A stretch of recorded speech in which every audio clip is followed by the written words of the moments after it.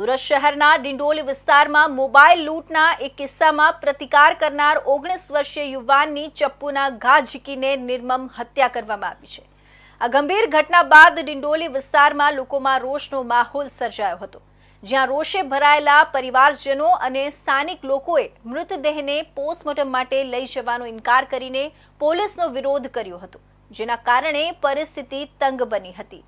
મૃતક યુવાનની ઓળખ દિલીપ સુનિલ જમાદાર તરીકે થઈ છે, જે નવાગામ ડિંડોલી ખાતેની શ્રીનગર સોસાયટીમાં રહેતો હતો અને ઉધના રોડ નંબર 6 પર આવેલા જેરીના કારખાનામાં નોકરી કરતો હતો। તેનું મૂળ વતન બિહારના નાલંદા જિલ્લાનું મહેતામા ગામ છે અને તે હાલ સુરતમાં પોતાના માસાના ઘરે રહેતો હતો, જ્યારે તેના માતા પિતા હૈદરાબાદમાં મજૂરી કરે છે।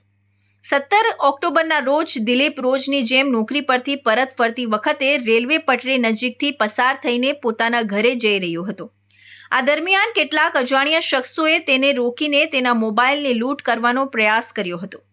દિલીપે આ લૂંટનો પ્રતિકાર કરતા હુમલાખોરોએ તેના પર ચપ્પુના જીવલેણ ઘા ઝીકી દીધા હતા, જેના કારણે તેનું ઘટના સ્થળે જ મોત નીપજ્યું હતું।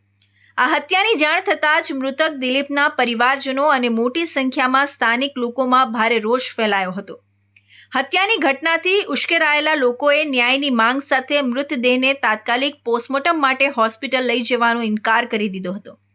પરિસ્થિતિ એટલી તંગ બની ગઈ હતી કે લોકોએ પોલીસ સાથે ઉગ્ર વ્યવહાર શરૂ કર્યો હતો। તંગદિલી ભર્યા માહોલ વચ્ચે ભીડમાંથી કોઈએ પથ્થરમારો કરતા એક પોલીસ કર્મીના માથામાં ઈજા થઈ હતી। પોલીસ અને સ્થાનિકો વચ્ચે ઘર્ષણ થતા સમગ્ર વિસ્તારમાં અફરાતફરી मची गई હતી। आज शाम को 6:30-7 बजे यहाँ रेलवे पटरी पे एक हत्या का बनाव हुआ है। मरने वाले को चक्कू मारा गया है। इन लोगों का कहना है कि यहाँ पे अवारनवार ऐसे बनाव बनते हैं, तो यहाँ पे पेट्रोलिंग रखो और यहाँ पे लुक्के तत्व जो इधर ये जो काम करते हैं उनके खिलाफ सख्त से सख्त कार्यवाही करो। इन लोगों का कहना ये है कि हम यहाँ इसके खिलाफ आवाज़ उठा रहे हैं तो हमारी जान को भी खतरा है, तो इन लोगों को मैं श्योरिटी देना चाहता हूँ कि आपकी जान का खतरा कोई नहीं है, आपके लिए हम जिम्मेदार हैं, आपको कोई भी तकलीफ होगी तो उसके लिए हम जवाबदार है।